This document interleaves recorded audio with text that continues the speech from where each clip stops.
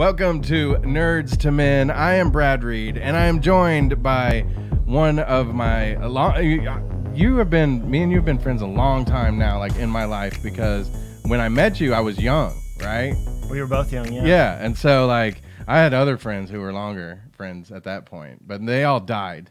So they're all dead? Yeah, they're all dead, and you're the only one that's left. What does this mean for me? It means you better treat me right. Is there a Brad list that if you cross Brad? It's right here. But there's not a whole lot of people on it left. You know, that's left. I've plowed through it. So I really just stay asked on your good you side. Yeah. Okay.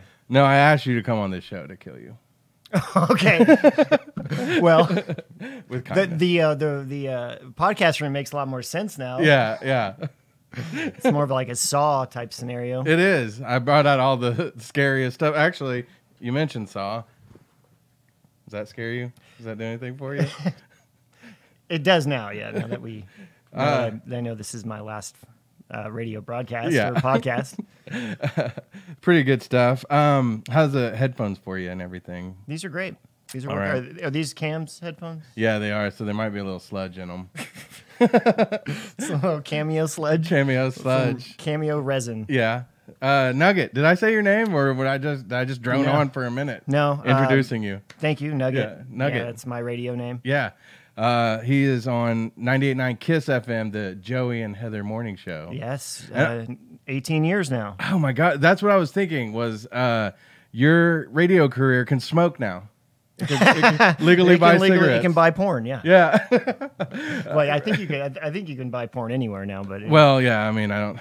If you got a phone. Well, if you have a phone and Wi-Fi, yeah. Yeah. Oh, the bad old days. But when you had to drive, like down to Texas or whatever. It was the drive of shame, was it?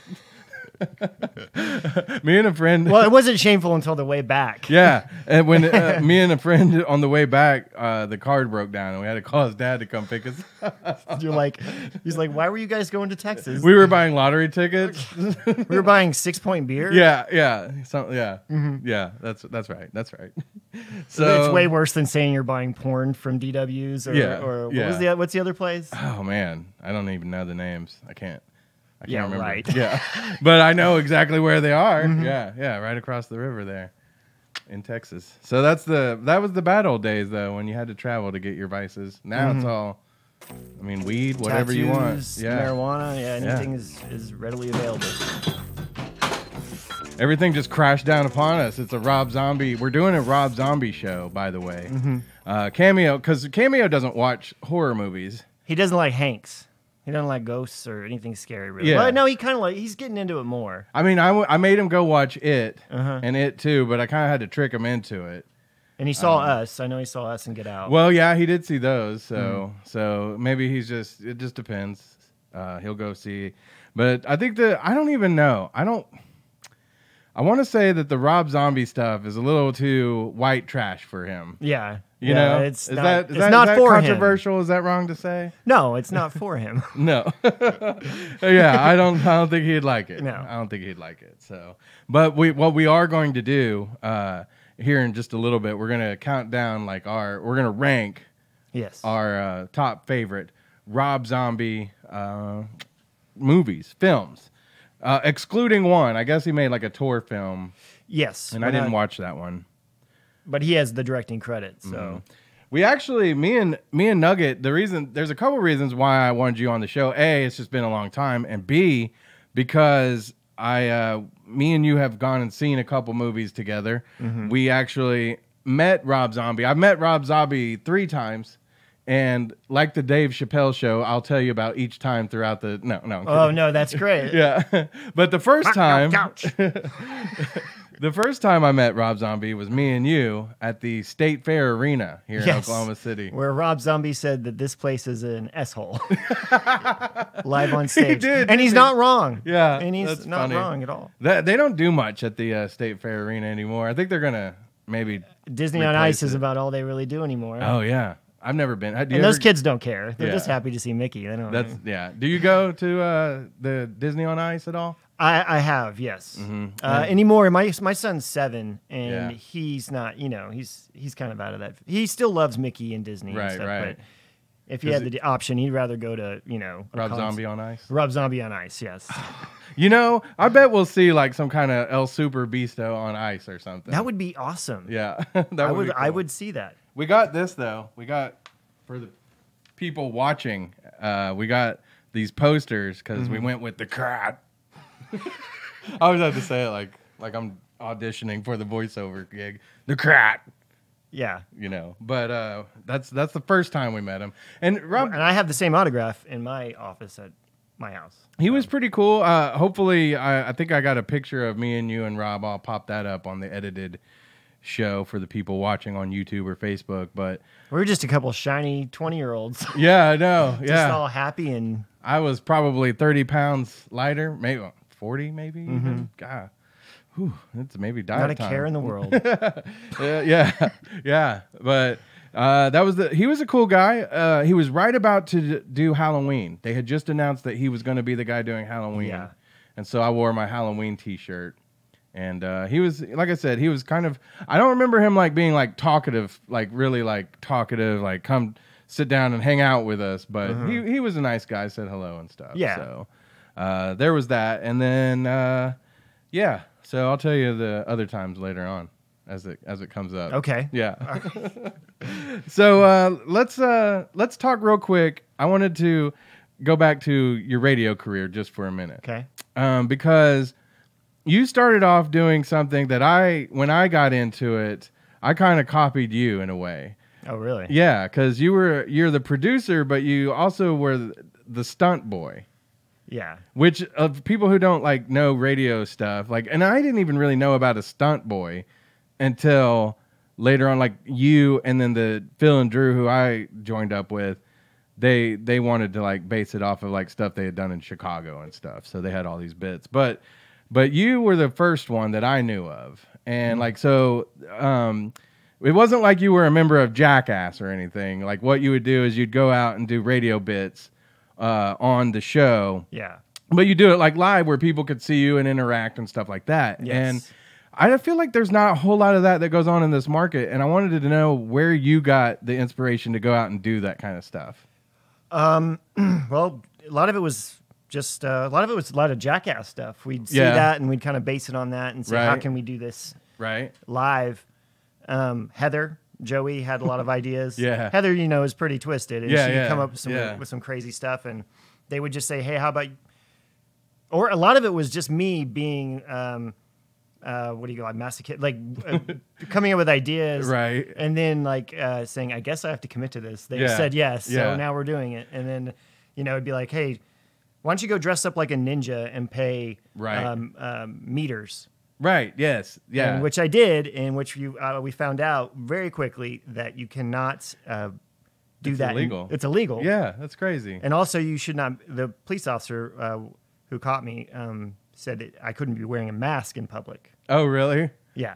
I thought people usually told you to wear masks in public. Yes. Typically, that's okay. Yeah. That hurts though. Well, I put the Michael Myers mask there just in case. Just in case you were feeling a little, but I wouldn't though, because I pulled it out of a box and I see that that's a little, that's gross. Don't put that on. Okay. But so one time I did something super illegal for the station, like as a promotion, and I'll tell that story right now. Okay, all right. No, do you remember? It was on the Cat a long time ago. There was like. They had to guess who had pulled off some heist and whoever. Yeah, it was. I can't remember the name. I was the voice, right? I think a lot of people did these different things, and I can't remember what the name of it was called now. But anyway, so there was like some real person here in the city though, and people had to guess. Well, one morning they made me get up at like 4 a.m. and drop sheets off of the overpasses on the highways. Oh, okay. Drop them off and hang them. Yeah. I thought you meant like drop them off. No. They were hanging from the overpasses with signs giving clues for this contest. Yeah, highly illegal. Yeah. Yeah, like now I'd be like, hell no. But back then I was like, oh, this is my job. I got to do it. It was a different, like, we got away with a lot of stuff. It was a lot of, like, ask for forgiveness later, not permission. Because I remember the highway patrol called and were like, go get them down right now. Oh, so they got it back to the station. They knew who it was because it said... They didn't know it was me that did it, but they knew somebody from the station had done it. Oh, wow. And so, so then I was running all over the city, taking them back down. But, it could have been disastrous. I mean, these were just sheets with like shoes tied to them. I'm sure somebody that works there is probably their buttholes puckering me telling this story right now. You know, like, don't tell. There was one time. Don't say that. Joey and Heather had me go out in public and, so, you know, the whole no pants, no shirt policy most places have, most businesses. Right. I went in with just the shirt, just my shirt on. Yeah. And underwear, which you can't do. Yeah. And it went bad. Yeah, that's funny. That is funny. Because I was like, what? Like, what are you gonna do? One thing though is that when we were doing it, this was like early 2000s. This is when I started 03 and you started earlier than that. Like 2000. Yeah, I wasn't even 21 yet because I was doing club remotes and I wasn't even I wasn't of age. Yeah. And you still got to work there, so maybe don't tell every secret. You know what I'm saying? Yeah. Yeah. But that was a long time ago. It was. I'm hoping it was a different regime. Actually, different owners. There's been different owners since we've been there. But there wasn't as much video back then of these things. So now everything would be on video, and we'd definitely be in trouble. Yes. Everything is recorded. Yeah. So everybody has an account that they think's important now. Yeah. That they can share. Yeah. Yeah. So there's that. What do you do now? Because again, you've done it for 18 years now. I don't think you're a stunt boy anymore, correct? I'm a producer now. But do you ever want to go out and do comedy like that? Absolutely. Yeah. I miss that. Yeah. I have Abe, who's on the show, who's my assistant producer, and then we have interns that come in. Avery's our current intern, and like they want them to do stunts, and I'm like, I kind of want to do that. Yeah, you know? Like, yeah. They'll do it, and they do a great job at it. But like, I feel like I could do a really good job at it. Yeah, well, I do too, because back in the day when I did it, I was B-Rad on Kiss, and then Newman came after me, and I was like, he doesn't do it as good as I do. Right? Yeah, but so we did some bits together though that I miss doing those. This was more on the wild days, but we did Procrastinator X. One of my favorite characters ever to appear on the show. I loved to do that guy. He was hilarious. Can I describe? Okay, yeah. So you were a rapper that we would bring in. We were on a top 40 like hip hop station at the time. Yeah. And we bring in this rapper PX, who was played by Brad. Yeah. And he'd come out and he would always get ready to spit a rhyme. Right. But he would never get to the actual rapping part. Right. So that's why we call him Procrastinator X, because he never finished his albums or his tracks or... And what was the name of your record label that you started to sign me? It was... I actually went... So I was putting together a demo reel like a year or two ago, and I went through some of that stuff, and I was like, nope, can't use this. Can't use it. But I got to the Procrastinator X stuff, and I was like, this is funny. Yeah. This is good stuff. He never got down to like... It was like an Eminem type thing where he'd get really fueled up and hyped up and then never rap. Right.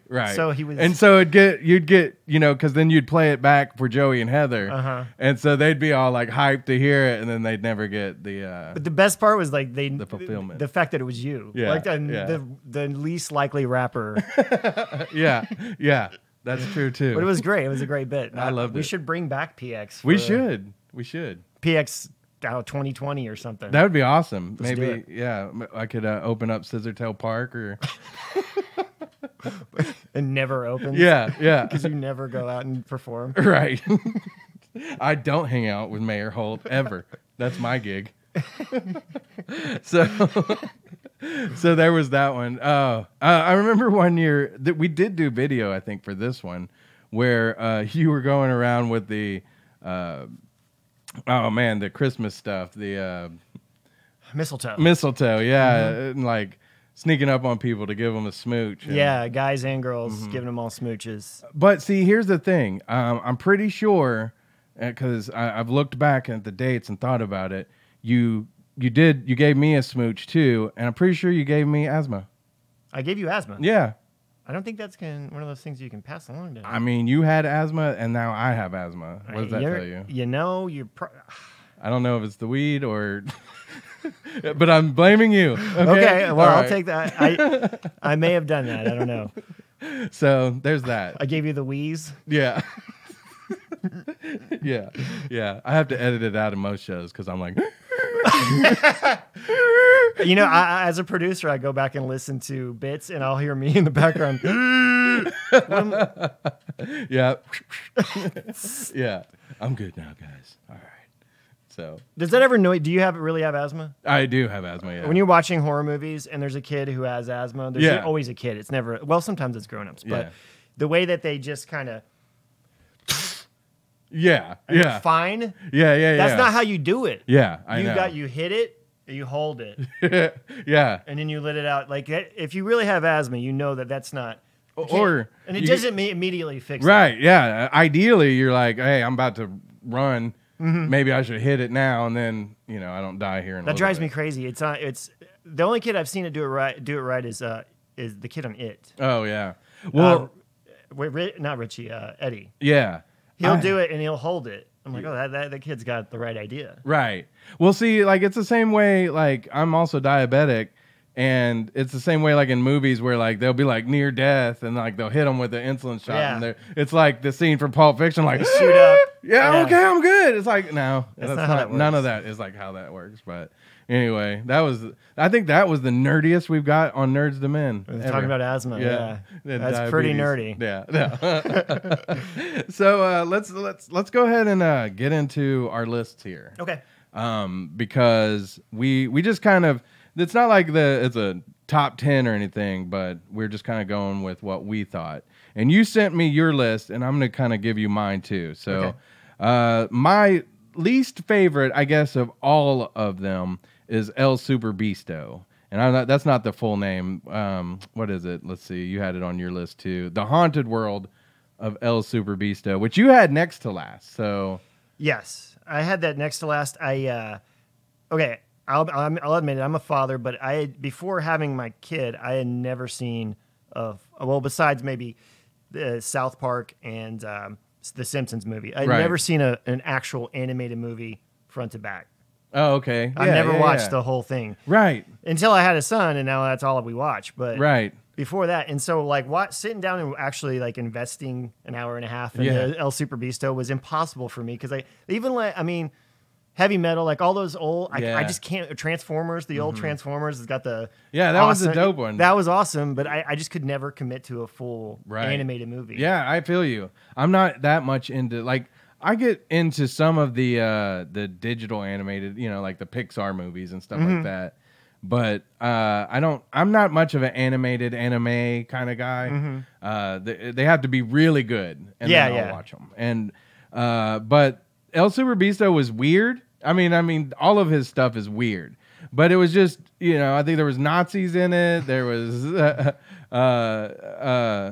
Lucha Libre people in it. There was, I don't even know. It was crazy. Was it Tom Papa? Who was? Tom Papa's a voice in there. And he's a comedian, right? Mm-hmm. Okay. And Rob Zombie actually directed one of his stand-ups for... oh, wow. That's pretty cool. So I don't know how that relationship is, but... Right. Yeah. It's cool. But it just, I don't know. It wasn't something that I was into. So I had it last. And I think that the next one that I had is 3 from Hell, which is actually just came out. Mm-hmm. And you had that one last. And now is that just because you hadn't seen it yet? Or because of what you heard about it? Well, I had heard from you and Heather, who I'm on the show with, that it wasn't, or I saw I think a post of yours that it wasn't good. Mm-hmm. And I really don't want to ruin the other two. Right? I'd read some bad reviews about it. And I read that Spaulding's not in it. Well, he's in it very little. I believe so I was planning on doing this podcast for a couple weeks, so I've listened to a couple of Rob Zombie podcasts he went on with Chris Hardwick and Joe Rogan maybe or somebody else. I don't remember. But he was talking about that he went to film that day because he was feeling he knew that he was not doing too good anymore. Yeah. And so like this was the day where he felt good enough to shoot some stuff, so he did, but yeah, it's really just he's in it for just very little in this movie. And then they bring in Doomhead. I always forget his real name. Oh yeah, the guy from 31, right? Yeah. Yeah. In 31, that was a weird movie because they had all the crazy names. Yeah. Jughead and Mughead. Doomhead, Murderhead, Psycho Head, Yeah. Schizo Head, Yeah. Crazy Head. Yeah. Sex Head, I think, is one too. Right. But yeah, so 3 from Hell, I don't have it last. I liked it, but I was really weird about it because it was very much more in the Devil's Rejects vein of all of it, but it wasn't the Devil's Rejects. Yeah. And it seemed like, I don't know, because I've heard Rob Zombie talk about he didn't want to do just another Devil's Rejects. He didn't want to do just another House of a Thousand Corpses.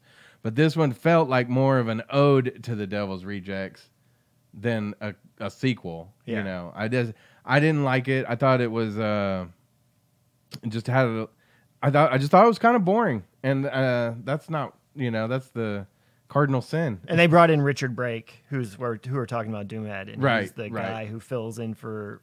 And I heard also from Heather that Bill Moseley, Otis, is kind of a simpleton, like he's not the psychopath kind of. Right. Yeah, they did.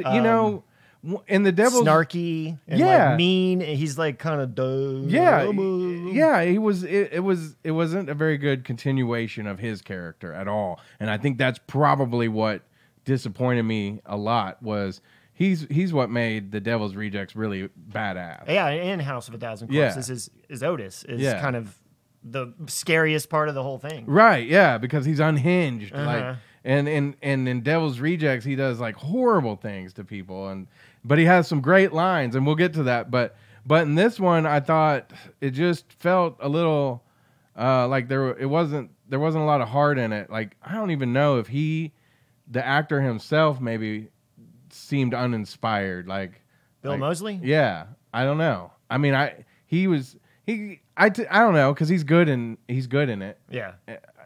But I didn't feel like they gave him enough to do in it. Like, that was cool. Like, it just, I don't know. I just didn't like 3 from Hell that much. It's coming out on video Tuesday. I'm going to watch it. But okay. Because I know Monday, today is what, the 10th or the 11th? Mm-hmm. On Monday, they're going to have it in theaters for one more night. Because I saw it at a Fathom deal where they did it 3 nights in a row. And then it's going to be out Monday. So then Tuesday it's dropping on digital. As far as I know, yeah, that's what I've seen. So, I mean, if you love Rob Zombie stuff, you should watch 3 from Hell. Absolutely. I'm going to watch it. And maybe, hopefully, even in your case, like, now that you've kind of... Because here's the thing. It didn't surprise me that Heather didn't like it, because I feel like me and her have similar taste. We've talked a lot about movies and stuff, like on remotes and stuff, Yeah. But some people in the crowd were clapping. They were cheering. I thought that Sherry Moon Zombie, her character Baby, did have a little bit more of a depth to her in this one, where there was more layers to her, and I thought that was cool. But overall, I just thought that the movie kind of it was another tale of them going on the road, and then at the end, by the third act, the movie kind of gets cool again, I thought. So maybe by that point, I was like, just give me something or whatever. But I liked the end. So the ending's good. I like the end. Keep it open. Or yeah. I won't ask you. Yeah, but I will say this, because my buddy Provo that I'm in business with, me and him went to see this one, and he's big into him too. Like, my favorite is The Devil's Rejects. His is House of a Thousand Corpses. Yeah. And I was like, what would have made this movie? Spoiler. Yeah. What would have made this movie better for you? And he's like, I would have liked it better if somehow, like, House of a Thousand Corpses, like Dr. Satan had brought them back. That would be cool, yeah. Like they had died, and then he brought them back. Because they're all shot like 20 times a piece. Yeah. So spoilers for everybody who... Devil's Rejects, they're all... Yeah. They're shot up in a blaze of glory. Right. And so Freebird's playing too, right? Yeah. Oh, man. Great scene. Yeah. I felt like the music in 3 from Hell wasn't as on point too. That's disappointing because the Devil's Rejects music. It just goes so good. But like that one is such a, and we'll get to that one, but it's such a an homage to like the 70s movies that I love, like, you know, and I know you love, like Texas Chainsaw Massacre, you know. So, but yeah, the music. I didn't love the music as much in 3 from Hell.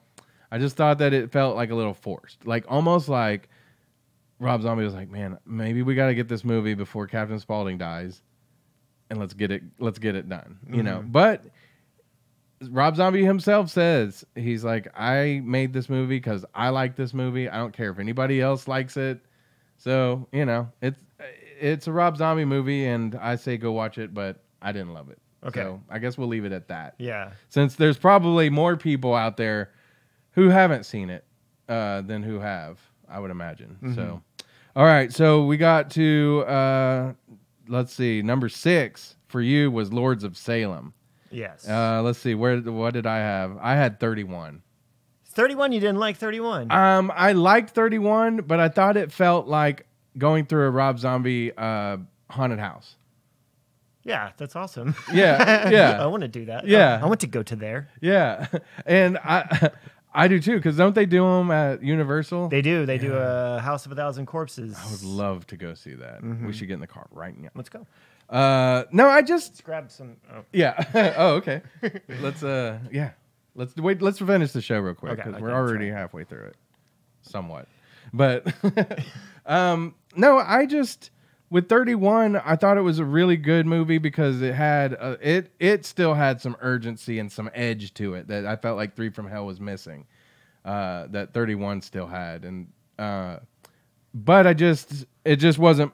When you stack it up next to Lords of Salem, I like Lords of Salem better. What was it about Lords of Salem that you liked so much? I thought that it was Rob Zombie trying to be a little more artistic than he had been. That's why I didn't like it. Yeah. And I thought that there were scenes in it that still are like, it makes me weird to watch it. Which is why I like it. Makes you like weird feeling. Yeah. Like, wasn't there a scene where there's like a bunch of devils with their hanging out? Yeah, it reminded me like sorry for everybody who's watching whose dicks are hanging out. Yeah, no. It reminded me of like, remember like all the weird imagery and like old videos, 120 minutes and Headbangers Ball, like back in the 80s and 90s, and they'd show a video and you'd watch it and be like, I don't know what I'm watching, but I guess it would be like the one that comes to mind is Closer, right? Nine Inch Nails. Oh, yes. Yeah. Nothing to do with the actual song. But the video, you watch it and you're like, it's creepy. Yeah, it was weird. I don't know what I just watched. That was an hour and a half. Yeah. Music video. You're right. It was. You know what's funny about that? Because they work at a radio station. Yes. And it's like you're watching it and like, are they putting on a morning show or are they doing at 9 o'clock at night or? Yeah, it was like an evening show, which, you know. It's like they never do radio right in movies, you know? Like, but I know Rob Zombie was trying to pay homage to like AM radio stations and some of the early FMs that he grew up listening to. But I read somewhere that it was actually a spiritual prequel to Halloween, is what Rob Zombie said. Really? Yeah. Ooh. Yeah. So is Michael Myers like a devil read. Baby? Maybe, yeah. Ooh, I kind of like that. Now I'm putting Lords of Salem. Yourselves. Yeah, is it going down? It's moving up. Yeah, it's moving on up now. But I liked Lords of Salem for that reason, just because it was a weird movie, and I thought, you know, some people Sherry Moon Zombie like they like her acting or they don't. Like she's kind of polarizing that way. Yeah, I like her, and so I thought she did good in that movie. And kind of got to do some different stuff in it, and she was a better actress in that movie. And then but the movie just, you know, from the very beginning, it grabs you with the witches and like, you know, they're naked and they don't get like a bunch of hot witches, and I don't mean to diss anybody in the movie, but they get people with real bodies, you know, that who are a little older and all that, and so it makes you think, oh man, this is a different kind of movie here. This is raw. These are yeah. That's what I felt about it. So, all right. So let's see. We have Lords of Salem, and you rank Lords of Salem under 31. So what what was your favorite thing about 31 that kind of made you like it more than Lords of Salem? Well, bottom line, the best line in any of Rob Zombie's movies is from Doomhead. Yeah. He says, negative, you take that stinking ass and hit the bricks. I didn't deliver it quite as well as Richard Drake did. But, Richard Brake did, but it's a great scene. And that I don't know, it's just like the most violent and gory movie of his. Right. And even he said that. Like he said it was his most violent movie. Right. Well, I got to back up real quick because you actually had that one above another movie that I know that I had above 31. So you liked 31 more than Halloween 2. I did.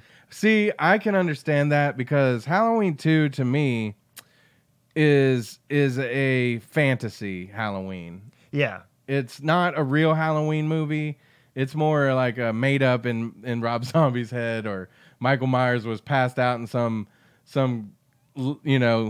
field, as he tends to do it for a while when he's in between. Yeah, the whole opening sequence is a dream. Yeah, like it was a dream. The first 15 minutes is a dream. But it goes really hard in that dream. The Octavia Spencer is in it, and she gets killed. A great scene. Like that opening is like enough to like, that could be a dope movie right there. Yes. And it kind of reminded you of the original Halloween 2. Right. And set in the hospital and everything. Yeah, exactly. But and then Jeff Phillips is in that too. Or no, Jeff Phillips plays a bouncer. Right. Oh yeah. That's outside of that, I can't remember the name of the club, the strip club. And he gets killed. Is he the one that gets his head smashed? He gets choke slammed and then curb stomped. Yes. And that's like one of my favorite Michael kills ever. Yeah, and so like there was that Halloween 2 kind of had some things going on in it because I think, did it show Michael without his mask? Yeah. Was it shadowy, I think? Yeah, but you can still tell it was Tyler Mane. So there was that. Tyler Mane with a full long hair and a beard. Right. So there was that, and then there was the fact that he was like grunting sometimes when he was killing people. He actually kind of talks a little bit. And so it's like, I think people were divided on whether they liked that or not, because some people thought, well, it humanizes him in a way, and then other people thought, well, that's kind of what we like about him, is that he's an unseen, unheard force. Yeah, that's what is terrifying about him, is he's not human. And this whole like scenario with his mom, and he's seeing his mom, it kind of gave him, like, I think people like didn't really care for that. They gave him, I don't know, direct. I don't know. What would you say? Like, well, it takes away the mystery of it. Like what he's killing for no reason. Yeah, in the previous ones. Which is a little more scary. Yeah, and this reason is like his mom's directing him. And, because it's like got more motivation now, and but I did like it. I thought that Rob Zombie did a lot of cool stuff with that, music wise, and just. And it features Danielle Harris, which I love her because she's in the Hatchet movies. She's in obviously 4, 5, and 6 of the original Halloween series. Mm-hmm. And I don't know, she's a terrible actress, but I love her. Right. Just because I grew up with her in the Halloween movies. Oh, that's what I love about him too. Rob Zombie is, he works with a lot of the same actors throughout the movies, but he peppers in some people. But like, who is the one who was in Howling?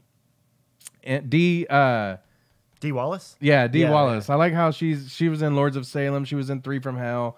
Mm-hmm. She's been in a lot of different stuff that he's done lately. So I think it's cool that he gives these people work, and we get to see them in movies now, because I think we grew up watching the same movies that Rob probably grew up watching, because he's probably not too much older than us, I would imagine. Yeah, he's probably like, mid-40s or something? Yeah. So. He might be pushing 50, actually. I don't know. He could be, but see, I'm 40 now, and I know you're like 29, so. 29. Yeah.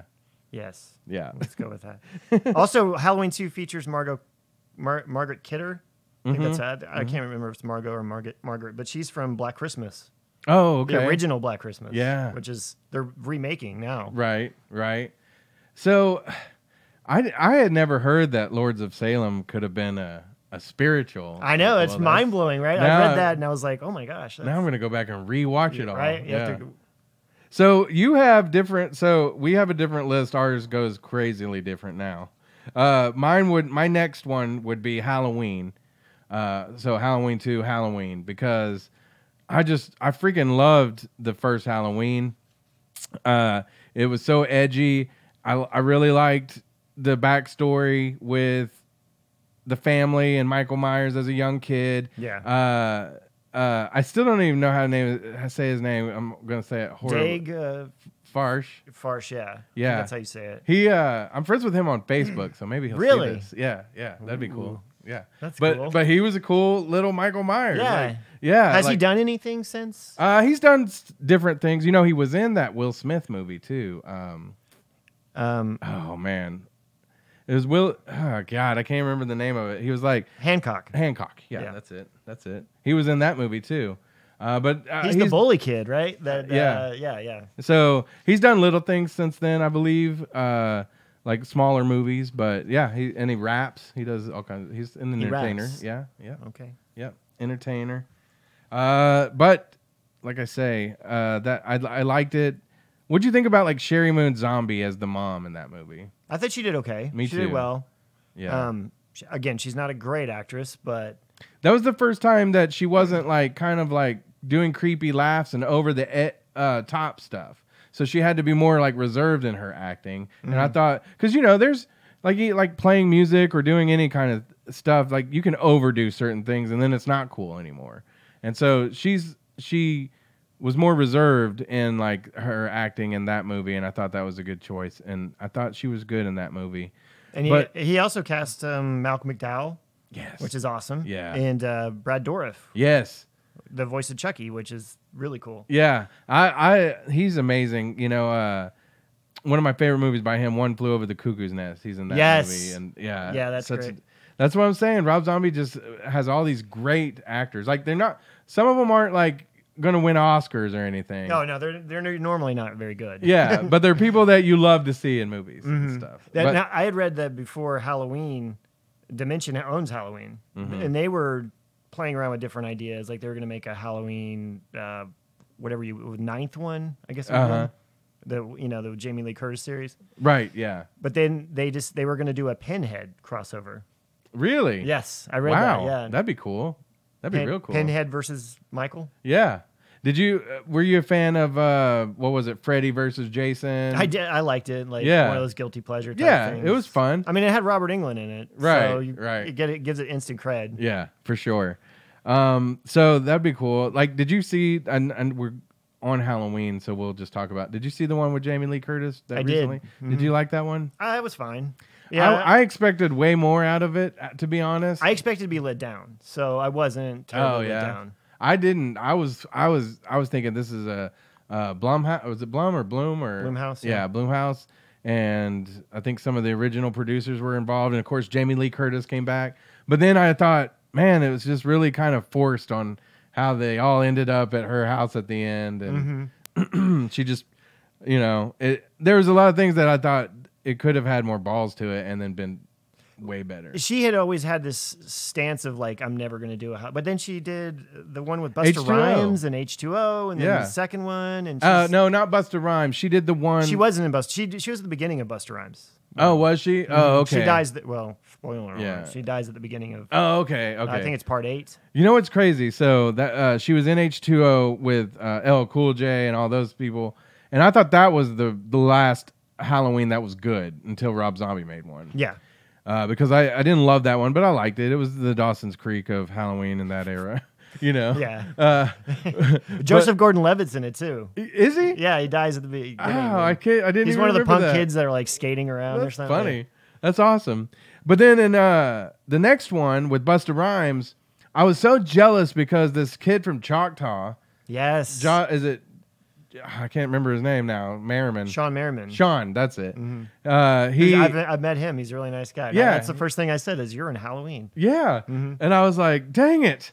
He's also to be in Halloween. He's also in a Final Destination movie. Yeah. Which I was watching Final Destination 2 the other day with my wife, and I was like, this has got the best intro ever to any of the Final Destinations, and you were the one who turned me on to that one because I was like, that can't be that good of a movie. And you're like, oh no, watch it. Yes. And like that opening sequence is like terrifyingly awesome. Yeah. Just badass. And it holds up. It holds up now, I think. Like, because, of course now they could do stuff with CGI and make it that much over the top, but even that one just had that I don't know. It was because we've all been driving behind like the log hauling truck. Yeah. Oh my God. And thought like, what if this thing comes down on me? I drive most of the time now, like for my job, and like I'm all the time like, oh God, yeah, I'm gonna die. Speed around, you know. That's such a great opening sequence. The other ones are pretty good. Yeah, but that one's the best. But Sean Merriman was in the worst Halloween. Are we sure it's Sean Merriman? That sounds like a basketball player to me. Oh yeah, I know it's Merriman as his last name. Yeah. He's from Choctaw. He's a Yellow Jacket. Well, see, I went to school with his sister, Monica. Like, I knew her pretty good. She was cool. But he was younger than me. So if it wasn't Sean, I apologize. Yeah. But kid from Choctaw, you were in a Halloween movie, so whatever. I'm mad at you still. Just jealous. Yeah. But he wasn't in the Rob Zombie Halloween movies, so. He's doing, like, those sci-fi... giant spider movies now. Oh yeah, yeah. Like the Sharktopus movies. Oh yeah. Like, Cameo is real into like the Sharknado stuff. Is it like that? Yeah, I don't remember what I saw him, but it was some sort of like a nuclear spider type scenario.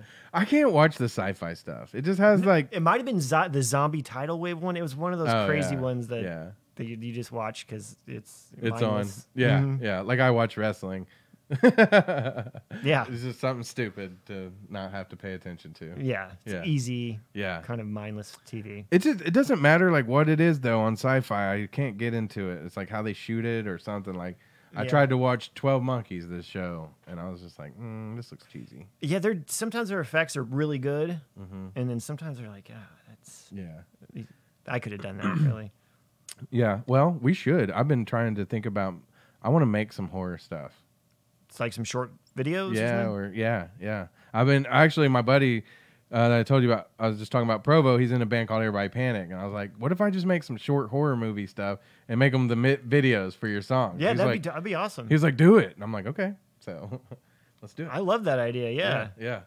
All right, we'll be the next Rob Zombies, but we'll be better. Really? No, probably not. But we'll try. We'll try. All right, so let's see. So I had Devil's Rejects, or you had Devil's Rejects at 3. I had Halloween. So at number 2 for me was House of a Thousand Corpses. At number 2, really? Yeah. Now, okay, House of a Thousand Corpses was so good. It was the first Rob Zombie movie, and I remember I could not wait. This is actually still the first copy I had of it. I could not wait for this movie to come out. Because it was like, it took forever. Like, I remember it was like 2000, they announced that he was making the movie. And then you kept hearing that it was just this, I don't know, like so crazy of a movie that they wouldn't even release it. And you're like, oh, what is it? Like House of a Thousand Corpses. It sounds nuts. And so then once it was actually released, it was like 2004, I feel like. Because I mean, I started radio in 2003. And I feel like it was like a year in, and I lived over across the street from Quail Springs Mall, and I went over to one of those Suncoasts, or not Suncoast, but one of the, what was it that sold the videos and the, like, they sold video. But see, you're actually not like a North Sider guy either. Like you kind of grew up on the East Side with me. But anyway, they had like those, and so I bought the DVD and I got it home and I watched it and I was like, this is just pure insanity. House of a Thousand Corpses. Yeah. I'm a huge TCM fan. I love Texas Chainsaw Massacre. Probably my favorite movie, horror or otherwise. Right. And it was such a like a, I don't know, ode to it. Like it was Rob Zombie's version of Texas Chainsaw Massacre. Right. Which I loved. Yeah. And it was absolute insanity. I love that movie. Dr. Satan.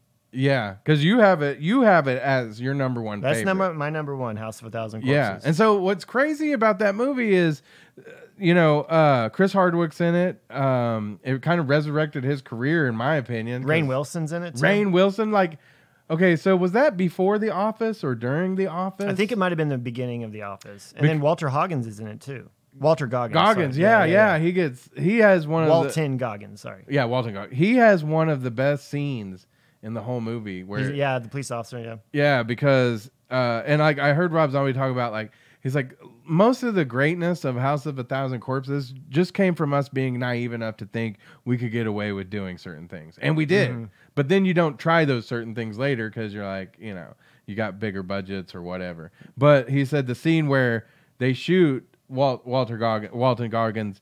Is it Walter? It's Walton. Oh, Walton. Yeah. Okay. Like, it's a very drawn out scene. Like, you know, but it I thought it just made it ring out and made it all that more impactful because you're just like, holy crap. And if you notice in that movie, like A House of a Thousand Corpses, there's two tones to it. And it goes from like everything's at night and so they're hidden. You know, nobody knows who it is that's kidnapped these cheerleaders and who's doing all this killing. And then it kind of goes to more of a daytime situation where they're more exposed and they're in the light and all that. Yeah. But there's also, I guess, Universal or Lionsgate. Universal screened the movie and said, no, we're not making this movie. So they fired him basically, but I guess he got to keep the rights. So then I think Lionsgate ended up putting it out. And Lionsgate ended up giving him like a couple more $1 million or something like that. Because it was too graphic, right? Yeah.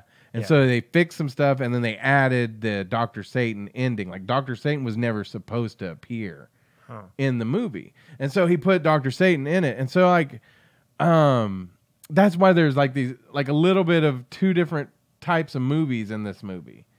Because it does have a tone change and it gets a little supernatural towards the end. Yeah, which then you go to Devil's Rejects and you get no supernatural stuff. They're just so it's like a natural totally born tone. killers type. Yes, very going much around so. on a spree. Yeah, so I think that there's almost like two factions of people. Like you either like House of Thousand Corpses the most or you like Devil's Rejects. I could see that. You know, yeah. Of course, you've got Halloween as your number 2, so you definitely were more of a House of a Thousand Corpses guy, though, because that was your number 1, and with Devil's Rejects number 3. I got the chance to meet at HorrorCon Robert Mukes, the guy who plays the tow truck driver, and that was like really exciting to me. Also, Edwin Neal was there, who's the hitchhiker from Texas Chainsaw Massacre. Yeah. So I had all my favorite horror guys there. Right. Well, and then of course Bill Moseley, you know. He's in Texas Chainsaw Massacre 2. Yeah,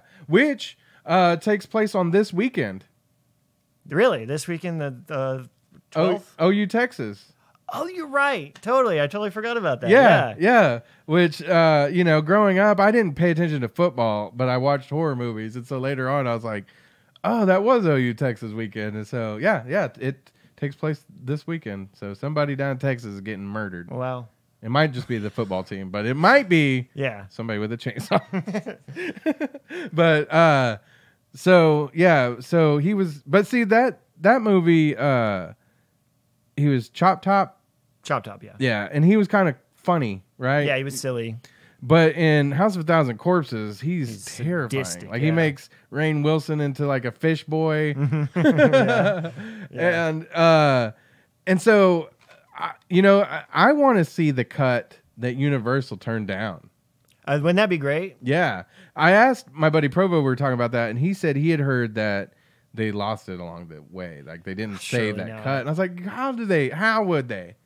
Yeah, I don't see Rob. Rob Zombie's got it somewhere. Yeah, I want to see that one. Yes, Yeah, that would be awesome. But I did enjoy the Dr. Satan stuff. I thought it was cool, but you could tell there was more of a budget there for sure. Because actually, so, you know, they were filming that House of a Thousand Corpses on the back of the Universal lot. And so you can see like a couple of times where they call the one girl's dad and he's like up in Chicago or something. And it shows the neighborhood. And it's the same neighborhood that they film what's the show? Desperate Housewives. Really? And the house that's in Animal House is on that street. Well, isn't it set in like the 70s? House of a Thousand Corpses? Yeah. So they cut to a modern... Yeah, well, it's like a neighborhood. Like, have you ever been to Universal Studios? So they have, and it's like a little street that you go down. And so some of them they can dress them up to look however, but they're pretty bland looking usually. So it could have been 70s, could be now. Yeah.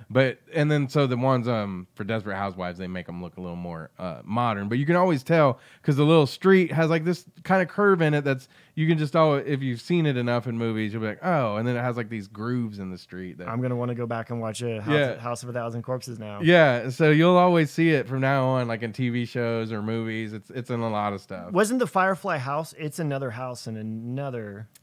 Some of it they said that they filmed or they did some stuff with the Psycho house, and they did different. Yeah, but it if you look, sometimes it looks like just like a house that they dressed up, for it. But yeah.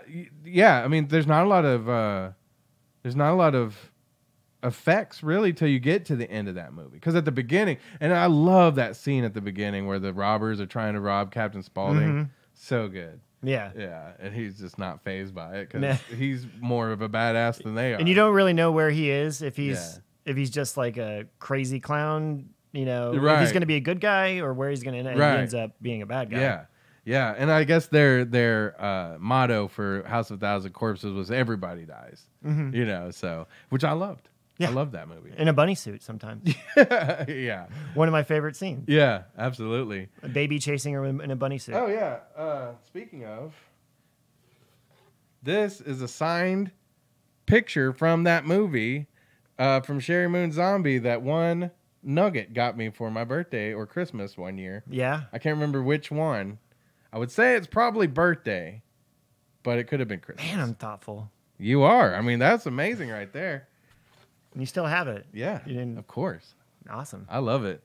I think it fell off one time. It fell off the wall, and I haven't replaced the glass. Oh. But, remember when we had all the earthquakes? Yeah. Sherry Moon Zombie, she was a casualty. But other than that, yeah. Oh, God, my hat.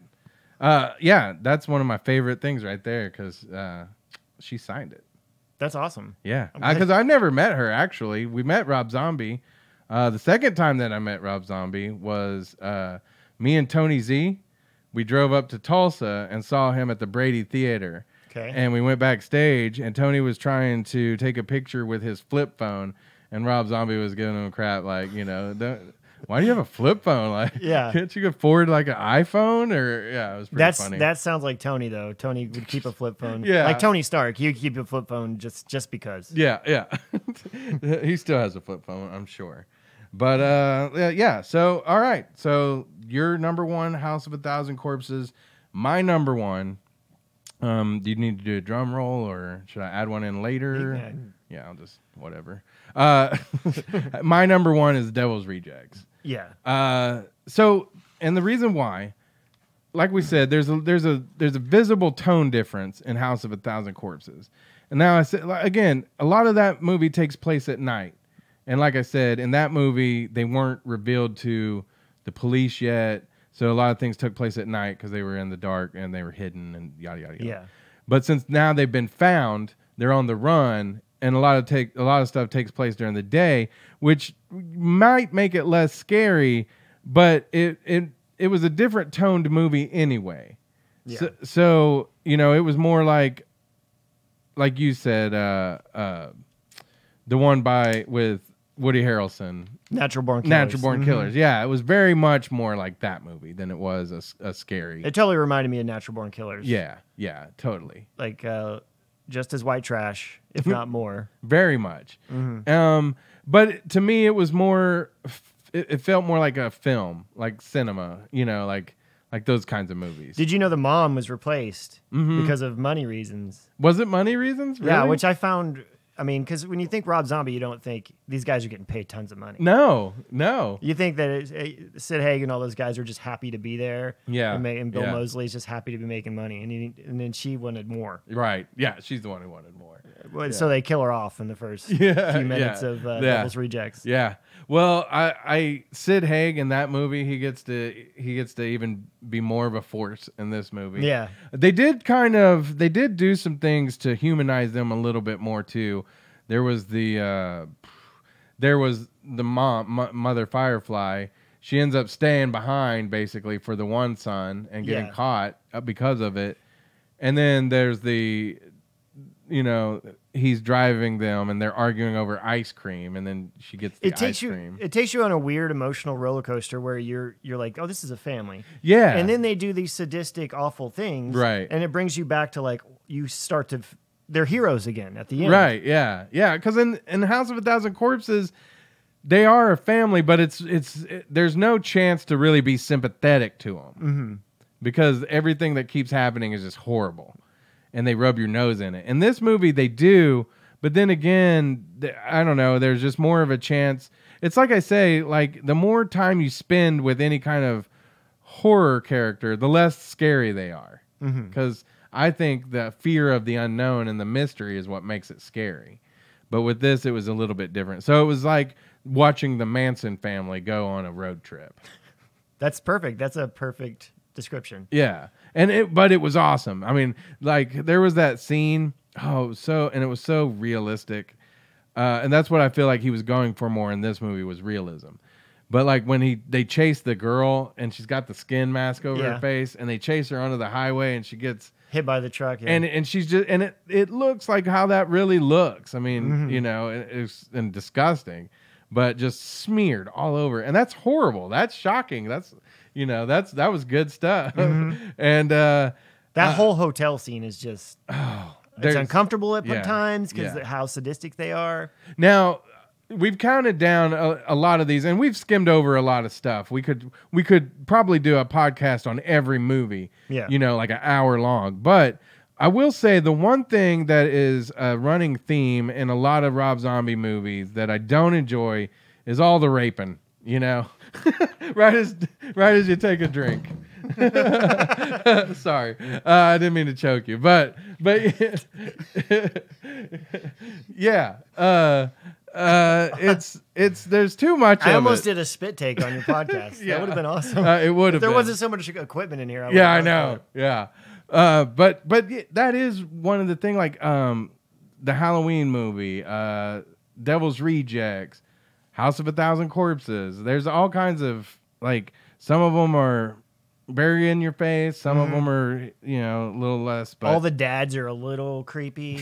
Stepdads, they're stepdads usually. And they're all a little bit like, okay, and that's because with this relationship. Yeah, I feel that goes back to like the white trashness of Rob Zombie's work, and him growing up like in the carnival with carnies probably has something to do with that. You know what I mean? Yeah. Because I can't imagine that's like a. He's even said it ended violently, and they had to get out of it. So you know it was a rough life. You know, and I grew up like in some rough areas, so I saw a lot of crazy stuff growing up myself. You definitely relate to the white trashness of Rob Zombie's films. Yeah, and that's why I think I dig it, but that's why that's why it's scary, because I've seen that. Yeah. And it is scary. I don't like it. Yeah. But so that's kind of what Devil's Rejects meant to me. And plus it was just so stylistic, like the music and all that. Music's great in that movie. Yeah. But what did you have? What was your number one? Was House of a Thousand. So yeah. So was it just because of the supernatural elements and stuff like that? I think it's all the parallels you can draw with TCM. It's just very similar. It's Rob Zombie's version of Texas Chainsaw Massacre. Yeah. Sorry. Oh, no, go ahead. I like some of the stuff he uses in it. Like all the characters are based on Marx Brothers. All the names are based on Marx Brothers characters from the old movies, and all those kind of Rob Zombie characteristics that you could only see in his movies. Yeah. Is those things you have to catch, if you know, well, I don't know him, but. Right. If you know his style. Yeah, you relate to that. So there was their one in Devil's Rejects, there was the one line where he was like, I am the devil and I'm here to do the devil's work. There's that one, which is crazy. That whole scene was brutal. But I think that's improvised, that line. Oh yeah. You know what else is that dude? Bill Moseley. We were talking about. I read that he's a Christian, and so like some of these things, like he said, they were really hard to do, but he knew it was just such great stuff. Like it'd be such good stuff in the movie.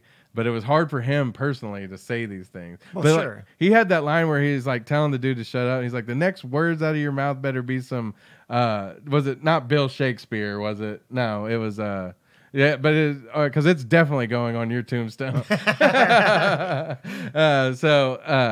I'm probably messing up the quote. Sure. But he just, Rob Zombie definitely has like some badass lines in all of these movies that we mentioned, like the one from 31 and House of a Thousand Corpses. You know, I don't want to. Where he's like, you know, he's like, "F your mother." Some of them are kind of bad, like forced. Yeah, but he's got some other great lines. Like really so memorable. Yeah, that's man. So, if there was something else that you would like to see Rob Zombie do, what would it be? Like, you know, House of a Thousand Corpses on Ice. I would watch that. Yeah, but as far as movies go, or just didn't he direct? Like, didn't he direct like some like not NCIS or it was something like that. Like he was. I remember. I can't remember which ones it was though, but it was like Law and Order, like a Supernatural or something. Like it was. Did he do Supernatural? I don't know. He's done a couple of TV shows. But like the Fireflies on TV, or you know, a Netflix movie or something like that. I would watch a Netflix show. Yeah, that'd be pretty dope because I feel like then he'd get the chance to really. What like an anthology? That would be really cool. Yeah. If he could get like some of his contemporaries in there, like Eli Roth or Robert Rodriguez or something somebody that he kind of works with a lot. Right. Yeah. That would be pretty cool. I'm trying to remember because I don't recall if I've heard him being involved with anything after this right now. You know, he's doing music still. I know he's touring, but that can't take much work. Yeah. And so that brings me to the third time I met Rob Zombie. Really? Yeah. Mm-hmm. You ready? So the third time I met Rob Zombie, did you play basketball with him and he made you pancakes? Back to the Chappelle reference. Yeah. No, I met him. He was doing a festival over at the Zoo Amphitheater. Okay. And we've had some fun at the zoo before. Yeah. Jake Daniels from The Cat. The Cat. He interviewed Rob Zombie. Cool. And so I went with him to record it, to do video. And he starts off the interview with Rob Zombie, and he's like, I don't know, like Jake has this kind of interviewing method that these guys don't really want to talk about their music and all this, and which I get some, you know, he wants to kind of get some different sound bites and stuff, but at the same time, they really do love to talk about their music because that's what they're there for. Yeah. But it was like, it just was a weird interview, and it went downhill real quick because he was like, I didn't do any Rob Zombie Wikipedia, but I did hear that you're going to be the next host of American Idol. And Rob Zombie's like, no, why would I do that? And he's like, oh, I'm just kidding. And Rob Zombie's like, that's a terrible question. Yeah. Or setup for something. Yeah, exactly. Because part of it is almost snarky in the fact that it's like, I didn't bother to do any research. Yeah. That's like saying you're not important enough for me to put in any work towards this interview. Yeah. So I think that was how he took it too. Sorry, Jake, but that is brutal. Yeah, it was brutal. And like, it just, so there was this time where he had made I believe it was the American Witches album. Mm-hmm. And then he had made Halloween, maybe the first two, and he said he wasn't going to make any more music, or it might have been between American Witches. But either way, he said he wasn't going to do any more music. He was just going to focus on making movies. Mm-hmm. Well, then he either made American Witches or the one that came after that, and that's what he was touring behind. Yeah. And so he had put the album out, and he's touring behind it, and that's where we are here doing this interview. So Jake's like, so you said you were quitting music. What happened with that? He's like, I mean, I am put out a new record. I'm here to play a show. What are you asking me about this for? Mm-hmm. You know. So and then he wouldn't answer any more questions. And John Five, the guitarist, was there, who plays with Marilyn Manson.